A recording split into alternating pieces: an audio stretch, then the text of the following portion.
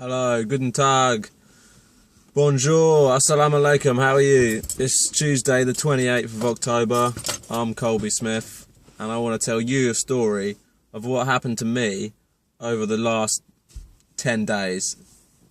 It's me and a group of people, a group of strangers I'd never met before. We decided to meet up in Parliament Square, outside Parliament, the mother of all parliaments. We decided to meet up and discuss politics. Discuss the kind of politics that you don't see discussed in the Houses of Parliament. You know, the kind of issues that real people, you know, everyday people want to see discussed in Parliament. And there was around 100, 200 people. We gathered outside Parliament Square.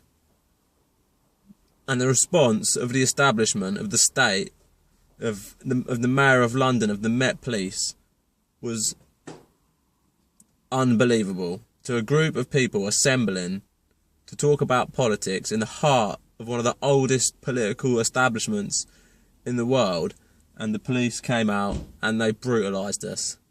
The first night I was there, Saturday night, they kettled us, which people, a UN spokesman has said, you know, Kettling is an affront to your human rights. They're saying it's used by the police mainly to build information. They said they kettled us, they surrounded us, you know, they blocked us in. They wouldn't let anyone into Parliament Square. They surrounded it with police.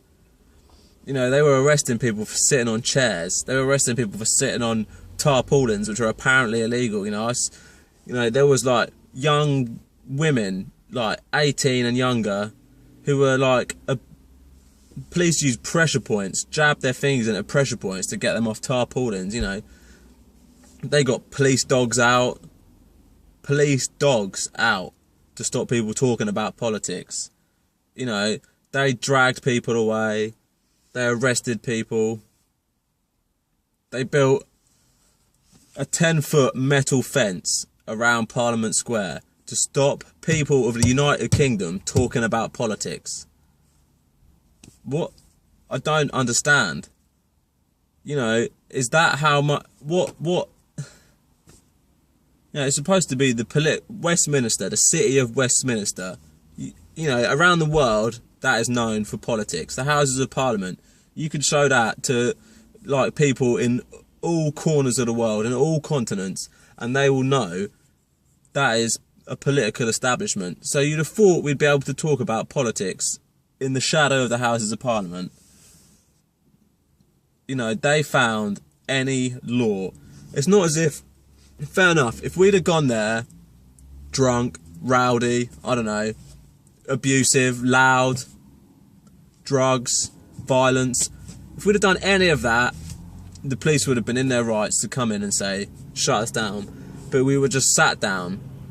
You know, in the evening we were singing songs, people were playing guitars, people were playing drums, saxophones, and the police response to that, they were trying to confiscate people's weapons, people's instruments even.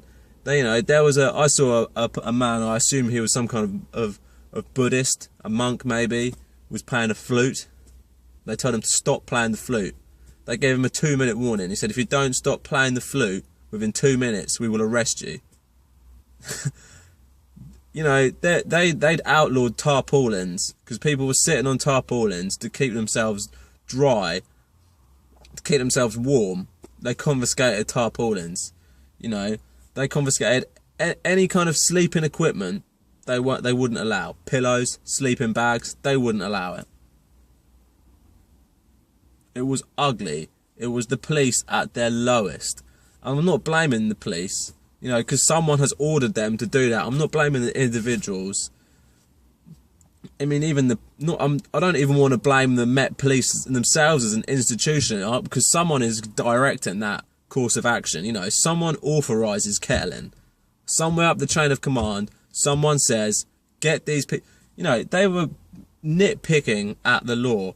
You know, you could see them consulting. They're on the phone consulting people of how they could evoke tiny little parts of the British law to kick us out, to disrupt us. You know, And they didn't want to arrest us all in one go, which they probably could have found a law to do, because they knew that would just go viral. You know, 200 protests, 200 political people debating politics arrested. You know, that's like some North Korea shit. That is some, like, they didn't arrest us all. They just found a way to try and break our morale. You know, to try and, like, chip away at us day in, day out. You know, at night, the police would come around. We camped there to make a 24-hour political forum that anyone could join in. We camped there, and they wouldn't let us sleep. You know, they took away all our sleeping equipment. At 3 o'clock in the morning, they were coming in at 3 a.m, waking people up and saying, you're not allowed to be in that sleeping bag. You're not allowed to be on that tarpaulin. You're not allowed to have your head on that pillow. You know, you're not allowed to have that blanket. They were taking blankets off of people, off of, like, women. It was... I just don't understand. That is the level, you know, that is the... Is that a real threat? That they see that as a threat. People assembling and talking about politics. You know, we have got two of the most basic, fundamental human rights. The freedom of expression, the freedom of speech, and the freedom of assembly. And they crack down on both of those rights. Like, we live in some kind of totalitarian, like, authoritarian regime.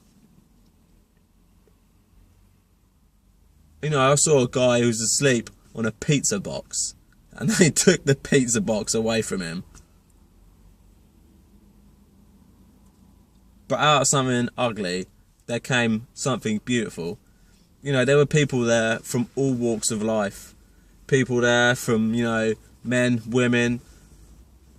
There was, like, young people, old people, middle-aged people, black, white, all religions, all jobs, you know, rich people, poor people, you know, people from around the world. There was Hungarians, Romanians, there was a Kurdish man there, someone from the Democratic Republic of Congo. You know, there was all walks of life there, and it was a beautiful thing because we all came together as equals. There was no, like, there was no judging of your social hierarchy, you know. There was no judging of where you are, you know, what you earn. It was everyone was equal there, and everyone's opinion was as important as the next person's opinion. You know, we had assemblies, and we got together and discussed. You know, and everyone was treated on the same footing. You know, there was no discrimination there. There was no racism, there was no ageism, there was no sexism. There was no judging at all. And it was a beautiful thing. You know, never ever in my life have I felt so included in something. Never have I felt like my opinion mattered to the person next to me more than I did in those days that I was there. You know, I slept under a tree for 3 nights. And, you know, the police wanted to shut that down. What is wrong with that? What is wrong with this? You know, how can that... They must see us as an existential threat to the British establishment. That's how much they wanted us gone. They wanted us gone. End of. Out of there. That's political policing. You know, they see us as an existential threat, but at the same time, the media just totally ignored us. Totally ignored us. You know, we had... When I was there, I saw 4 MPs talking. I see the ex-deputy chairman of the Lib Dems talking. I saw celebrities. I saw Russell Brand. Vivian Westwood was there.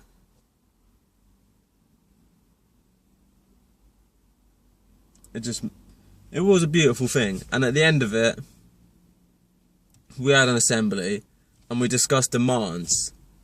Simple demands that we were going to put forward to our MPs, to our Prime Minister, to our government. A simple set of demands based around 3 things. Democracy over profit, people over profit, and the environment over profit. Anyone that disagrees, I mean, you'll be hard pressed to find people that think profit is more important than democracy. You'll be hard pressed to find people that think profit is more important than our planet, the environment that we live in. you'd be hard pressed to find people that think profit is more important than human beings on this planet. Human beings, living people. And we drew up this list of demands. It was beautiful, and everyone got a say in it. Everyone's voice was included.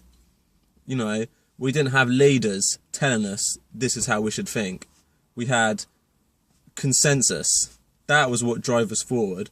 Not one person, not an ideology, not like left or right. It was right or wrong. It was consensus took us forward. And you know, out of the ugliness of the police and the Mayor of London's office and the GLA, out of all that ugliness came something so profoundly beautiful. You know, a sense of like harmony and unity with the people next to me, with the people of Great Britain. You know, it's easy to lose trust in the electorate when they're voting in such vile people. But then when you see these beautiful people that came together for occupied democracy in Parliament Square, it was an amazing thing. And the police couldn't break that. You know, the police could not break that, no matter how hard they tried. And I just want to say thank you to everyone that was there, everyone that helped organise it, you know, everyone that participated, even if you only came down for a minute. You know, there was members of the public that came down, who bought food, who bought supplies, who bought water, who bought sleeping bags, who bought blankets for people to keep them warm. And that was a beautiful thing, people coming together for a community, rather than like fighting against each other as individuals, as we're so used to doing. It was beautiful. And we're gonna go back to Parliament Square once a month, one weekend a month, every month, until the general election, to try and drag some of these politicians out of that huge, monstrous building into our discussion. And, you know, human discussion, into debate, into assemblies, and see if they can take on some of these ideas that they should be talking about. The British people want these ideas talked about. But we'll see. We'll see what happens. I'll put a link to the demands that we made. They're simple demands. I'll put a link to it in the description of this video so you can check them out. And I urge you, anyone that's watching this video, find out when the next occupation is happening at Parliament Square. Come down, discuss politics. You know, you can have a say. You can drive this movement. If you've never heard of this movement before, and you have an interest in politics, you can come down there and help push this movement in the direction that, you know, people want it pushed in. It's an open democracy. Thank you very much for watching this video. I'm Colby Smith.